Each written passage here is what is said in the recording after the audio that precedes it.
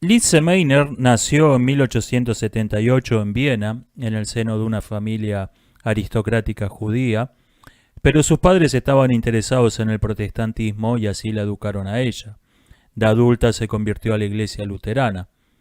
Pasó toda su vida estudiantil en una sociedad donde algunas instituciones aceptaban mujeres y otras no lo hacían, y las que las aceptaban cambiaban todo el tiempo, debido a los vaivenes de los partidos políticos, los cambios de rectores y hasta algunos motivos razonables cada tanto. Esto las llevó a estar semi-escolarizada y ser semi-autodidacta, de lo que absorbió lo mejor de dos mundos.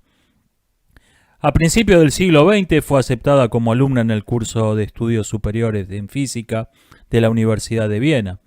Todas las materias de este curso las dictaba una sola persona, Boltzmann, de la que se convirtió en la discípula más brillante. Meitner recordaba años después esas clases con especial afecto por dos razones. Una, lo increíblemente rico en ideas que era ese ambiente, y la otra, que fue la primera vez que estaba en una clase donde a nadie le importaba en lo más mínimo que ella fuese mujer, mientras que había padecido toda clase de formas de segregación en los años pasados entre estudiantes y profesores mediocres. Cuando Max Planck fue nombrado primer director del instituto que ahora lleva su nombre, le escribió a Boltzmann pidiéndole que le enviase al mejor hombre que tenga. Boltzmann, razonablemente, no se tomó esa petición de modo demasiado literal y la envió a Meitner con una carta de recomendación.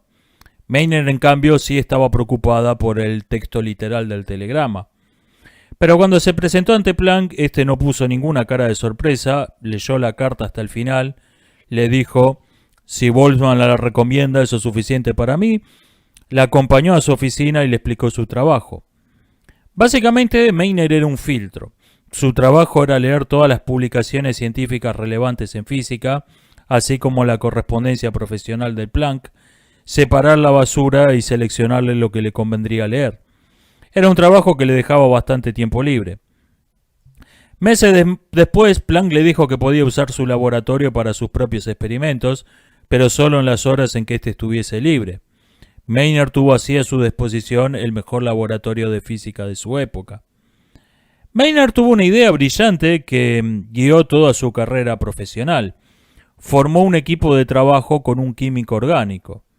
¿Por qué esta idea fue tan buena o siquiera por qué fue buena idea? Bueno, básicamente porque una física de partículas y un químico orgánico, es decir, una experta en las formas más simples de la materia y un experto en las formas más complejas, se complementan de modo maravilloso.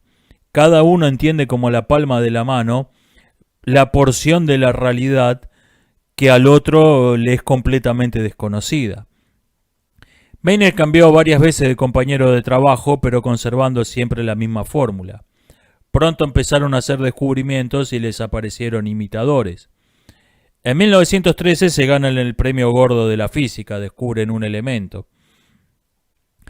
En 1936 hacen un descubrimiento desconcertante. Al bombardear un trozo de uranio con protones, la composición química del uranio cambia, apareciendo elementos muy raros cuyo peso atómico sumado parece ser casi igual al del peso del uranio. Meitner primero descartó esto como un error, creyendo que el uranio estaba contaminado y que esos elementos estaban ahí ya presentes desde antes, pero finalmente tiene que aceptar los resultados del experimento. Otra cosa llama la atención: el uranio se calienta en este proceso, hasta el punto de que esto se sienta al tacto sin necesidad de un termómetro. Meitner aprovecha unas vacaciones familiares para conversar de esto con un sobrino suyo, quien también era físico de profesión. Meitner se tomaba largas vacaciones de a veces meses en el medio de su actividad profesional. Hay quien dice que esto estuvo motivado por el suicidio de Boltzmann en 1906, hecho que le afectó mucho emocionalmente.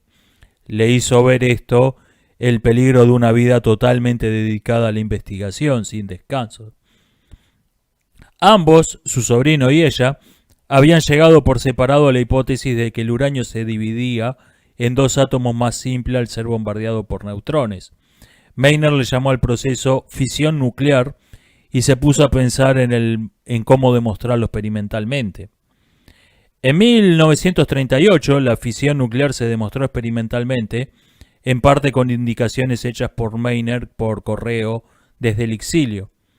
En marzo de 1939, solo unos pocos meses después, Bohr publica en Estados Unidos los cálculos sobre la energía liberada en la fisión nuclear. Esta velocidad en el progreso indica que todos los físicos del mundo se habían puesto a trabajar en la fisión nuclear. Bohr publica que afirma que la fisión de menos de 100.000 átomos de uranio pueden levantar un ladrillo de 1 kilogramo a 1 metro del suelo. La publicación es recibida con escepticismo en Estados Unidos y otras partes, donde la mayoría piensa que tiene que haber un error de cálculo, que eso no puede ser. En Alemania, en cambio, Heisenberg, exalumno de Bohr, se da cuenta en el acto de que su maestro tiene razón y convence a Hitler de crear un programa cívico-militar para estudiar la fisión nuclear. Se forma así el llamado Club del Uranio. Mientras tanto, Meitner la estaba pasando bastante mal. En 1938, Austria es anexada por el Imperio Nazi. Meitner, por ser austríaca, recibe la nacionalidad alemana para perderla de inmediato por ser judía. Tras este extraño abracadabra legal que la convirtió en apátrida, se refugia en Holanda, desde donde intercambia correspondencia con los investigadores en Viena que estaban demostrando la fisión nuclear. Previendo que Holanda va a ser anexada en breve también por el Imperio Nazi, se autoexilia en Suecia. Llega ahí con lo opuesto y tiene que vivir un tiempo debajo de un puente como homeless. En 1941 su situación había mejorado un poco. Tenía un empleo como maestra de escuela primaria enseñando matemáticas elementales y podía alquilar una pequeña habitación en una pensión. Las cosas, sin embargo, no marchaban bien en los países escandinavos. Noruega se había unido voluntariamente al Imperio Nazi, los rusos habían sido repelidos por los finlandeses, tras lo cual estos cambiaron de bando de inmediato y le declararon la guerra a Noruega. El conflicto se extendió rápidamente en una guerra civil sueca. Suecia se había vuelto un lugar muy peligroso, pero no había dónde más huir. En eso estaba cuando recibe una carta de su colega Robert Oppenheimer, quien le dice que ha sido puesto al frente de un programa destinado a investigar las aplicaciones militares de la fisión nuclear y que la quiere en su equipo. Oppenheimer le ofrece una muy buena paga, trasladarla de modo seguro a Estados Unidos, la ciudadanía norteamericana y participar en un proyecto que sería histórico junto con varios de los mejores físicos del momento. Meitner le responde con una sola línea al dorso de la misma carta. No estudié física para fabricar una bomba. El proyecto Manhattan, equivalente norteamericano del Club del Club del Uranio quise decir, se lanza en el medio del más profundo pesimismo. Sabían que se habían quedado dormidos 2 años, lo cual es demasiada ventaja, y además 2 de los mejores físicos que creían que tenían disponibles, Einstein y Meitner, se habían negado a formar parte. En 1945, cuando los aliados toman las instalaciones del Club del Uranio, toda la documentación científica es incautada, clasificada como ultra secreta y enviada al proyecto Manhattan para que la estudien. Oppenheimer y compañía, que habían pasado los últimos 3 años y medio de su vida trabajando obsesivamente con la creencia de estar 2 años rezagados, se quedan asombrados de la ineficiencia de su equivalente nazi. Comenta Oppenheimer, después de 6 años estaban en el mismo punto que nosotros habíamos alcanzado en 6 meses. En los años que siguieron a la guerra, Meitner se dedicó mayormente a la enseñanza y a la política, casi sin trabajar en nuevas investigaciones. Los físicos que trabajaban en el Club del Uranio y otros proyectos similares fueron considerados botín de guerra, se los repartieron entre Estados Unidos y la Unión Soviética y su pasado se blanqueó y se olvidó, llegando incluso sus nombres a incorporarse a la cultura pop. Meitner los consideraba criminales de guerra y expresaba esto en público, cosa de la que jamás se retractó. Murió de un ataque cardíaco en 1964. La biografía de Lise Meitner tiene la peculiaridad de que, seleccionando lo que sirva y silenciando el resto, puede servir como bandera para casi cualquier causa política. Personalmente, a mí me interesa destacar su profundo sentido de la ética, resumido en su lacónica respuesta a Oppenheimer.